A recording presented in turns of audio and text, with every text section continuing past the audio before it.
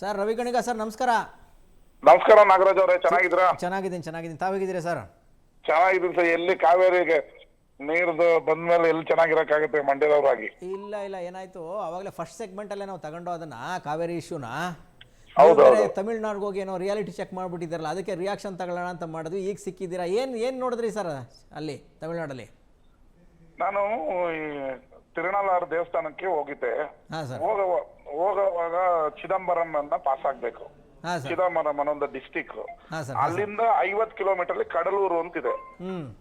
ಕಡಲೂರಲ್ಲಿ ನಮ್ಮ ಕಾವೇರಿ ನದಿ ಇದರಲ್ಲಿ ತಲಕಾವೇರಿ ಹುಟ್ಟಿದ ಮೇಲೆ ಸಮುದ್ರ ಸೇರೋದೆ ಕಡಲೂರಲ್ಲಿ. 50 ಕಿಲೋಮೀಟರ್ ಹತ್ರ ನೋಡಿದ್ರೆ ನೀರು ಈ ಮಟ್ಟಕ್ಕೆ ಸಮುದ್ರಕ್ಕೆ ಹೋಗ್ತಾ ಇದೆ. 4 ದಿನಕ್ಕೆ ಮುಂಚೆ, ಜಾಸ್ತಿ ಅಲ್ಲ. ನಮ್ಮಲ್ಲಿ ನೀರು ಬಿಡಿ ಅಂತಾರೆ. ಇದನ್ನ ರಿಯಾಲಿಟಿ ನೋಡಿದ್ಮೇಲೆ ನನಗೆ ಹೊಟ್ಟೆ ಉರಿದಿದ್ದ ಒಂದು ಅಣೆಕಟ್ಟು ನೀವಾದ್ರೂ ಕಟ್ಕೊಳ್ಳಿ, ನಮ್ಮನ್ನ ಕಟ್ಟೋರ್ಗು ತೊಂದರೆ ಕೊಡಬೇಡಿ ಅನ್ನೋದು ನಾನು ಅವ್ರಿಗೆ ವಿಜಯ್ ಬೆಂಗಳೂರು ಬಂದಾಗ ಕೇಳ್ಬೇಕು ಅಂತ ಇದನ್ನ ಈ ವಿಡಿಯೋ ತೋರಿಸಿ. ಅದೇ 3ನೇ ತಾರೀಕಿನ ಬರ್ತಾ ಇದಾರಲ್ಲ ಸರ್?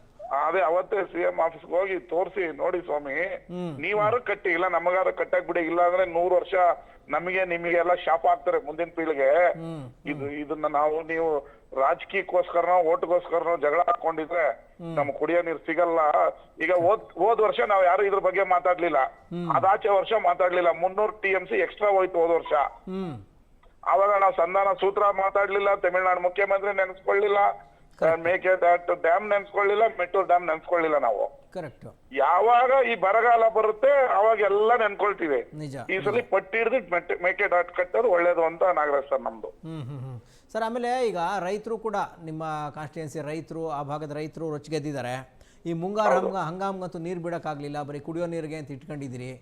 ನಮ್ಗೆ ಏನಾದ್ರು ಮಾಡಿ ಇನ್ನೊಂದು ಸ್ವಲ್ಪ ನೀರು ಬಿಡೋ ವ್ಯವಸ್ಥೆ ಮಾಡಬೇಕು ಅಂತ ಅವರು ಆಗ್ರಹ ಮಾಡ್ತಾ ಇದ್ದಾರೆ. ಬಟ್ ಏನು ಮಾಡ್ತೀರಿ, ಡ್ಯಾಮ್ಗಳಲ್ಲಿ ನೀರಿಲ್ಲ ಅಂತ ಪರಿಸ್ಥಿತಿ ಇದೆ. ರೈತರುಗಳಿಗೆ ಏನ್ ಹೇಳೋಕೆ ಇಷ್ಟಪಡ್ತೀರಿ ಸರ್ ಈ ಸಂದರ್ಭದಲ್ಲಿ? ಸರ್ ಒಂದು ತಿಳ್ಕೊಳ್ಳಿ ಸರ್, ನಮಗೆ ಮಾರ್ಚ್ ವರೆಗೂ ಮೈಸೂರು, ಮಂಡ್ಯ, ಇನ್ನ ಸಣ್ಣ ಪುಟ್ಟ ಊರುಗಳಿಗೆ ಕುಡಿಯೋ ನೀರಿಗೋಸ್ಕರ 2 TMC ಸಾಕು ಮಾರ್ಚ್ ವರೆಗೂ. ನಿಮ್ಗೆ ನೀವು ಕೂತಿದಿರಲ್ಲ ಸರ್ ಬೆಂಗಳೂರು, ನಿಮಗ್ ನೀರ್ ಕೊಡಕ್ ನಾವು ಹೋರಾಟ ಮಾಡ್ತಾ ಇರೋದು. ನಿಮಗ್ ನೀರ್ ಬಿಡಕ್ಕೆ ಏಪ್ರಿಲ್ ವರೆಗೂ 5 TMC 6 TMC ನೀರ್ ಬೇಕು. ನಿಮಗ್ ನಾವು ಫೈಟ್ ಮಾಡ್ತಾ ಇದೀವಿ. ನಿಮ್ಮವರೆಲ್ಲ ಎದೊಳಕ್ ಹೇಳಿ ಸರ್, ನಿಮ್ಮ ಫ್ರೀಡಮ್ ಟಿವಿ ಇವತ್ತು ಪಾಪ್ಯುಲರ್ ಟಿವಿ ಆಗಿದೆ. ನೀವು ಕರೆ ಕೊಡಿ ಸರ್. ನೀವು ಬೆಂಗಳೂರವ್ರು ಏನ್ ಮಾಡ್ತಾ ಇದೀರಾ, ಎದ್ದು ಮಾತಾಡ್ರಪ್ಪ. ಅಷ್ಟ ಜನನಾಯಕನು ಕಿಲ್ತು ಹೊಡಿಯೋದೆಲ್ಲ ನೋಡ್ಬಿಟ್ಟು ಕಾವೇರಿ ನೀರು ನಮಗೆ ಇರ್ಬೇಕು ಅಂತ ಮಾತಾಡಿ ಅಂತ ನೀವೊಂದು ಕರೆ ಕೊಡಿ ಸರ್. ಎಸ್ ಸರ್, ಕರೆ ಕೊಡೋಣ. ಒಂದು ಸರ್, ಈಗ ನೀರು ಡ್ಯಾಮ್ಗಳಲ್ಲಿ ನೀರಿಲ್ಲ. ಸುಪ್ರೀಂ ಕೋರ್ಟ್ ಆದೇಶದ ಮೇರೆಗೆ CWDC ನಿಮ್ಗೆ ಆದೇಶ ಮಾಡಿದೆ. ಒಂದಷ್ಟು ಪ್ರಬಲವಾಗಿ ಆರ್ಗ್ಯುಮೆಂಟ್ ಮಾಡೋ ಮೂಲಕ ನೀರನ್ನು ಇನ್ನೊಂದು ಸ್ವಲ್ಪ ಪೋಸ್ಟ್ಪೋನ್ ಮಾಡಿಸಬಹುದು. ಅದು ಬಿಟ್ರೆ ಬೇರೆ ಆಪ್ಷನ್ ಗೌರ್ಮೆಂಟ್ ಮುಂದೆ, ಮುಖ್ಯಮಂತ್ರಿಗಳ ಮುಂದೆ ಈಗ CWDC ಮುಂದೆ ಮೇಲ್ಮನವಿ ಸಲ್ಲಿಸಕ್ಕೆ ನಮ್ಮ ಸರ್ಕಾರ ಈಗ ಆಲ್ರೆಡಿ ತಯಾರು ಮಾಡ್ಕೊಳ್ಬೇಕು. ಅಲ್ಲ, ರೈತರಿಗೆ ಈಗ ಸೆಪ್ಟೆಂಬರ್ ಅಕ್ಟೋಬರ್ ಏನಾದ್ರು ಮಳೆ ಬಂದ್ರೆ, ನೆಕ್ಸ್ಟ್ ಸೀಸನ್ ಮಳೆ ಏನಾದ್ರು ಬಂದ್ರೆ ಸ್ವಲ್ಪ ಸಮಸ್ಯೆ ಸಾಲ್ವ್ ಆಗ್ಬೋದು ಅಂತ ಅನ್ಸುತ್ತೆ. ಆರ್ಎಲ್ಸ್ ಭೀಕರವಾದ ಬರ ಇದೆಯಲ್ಲ, ಕುಡಿಯೋ ನೀರಿಗೂ ಕೂಡ ತತ್ವಾರ ಆಗೋ ಎಲ್ಲ ಸಾಧ್ಯತೆಗಳಿದೆ. ಈ ಹಿನ್ನೆಲೆಯಲ್ಲಿ ರೈತರಿಗೆ ಏನಾದ್ರು ಕಿವಿ ಮಾತು ಹೇಳುವ ಏನೋ?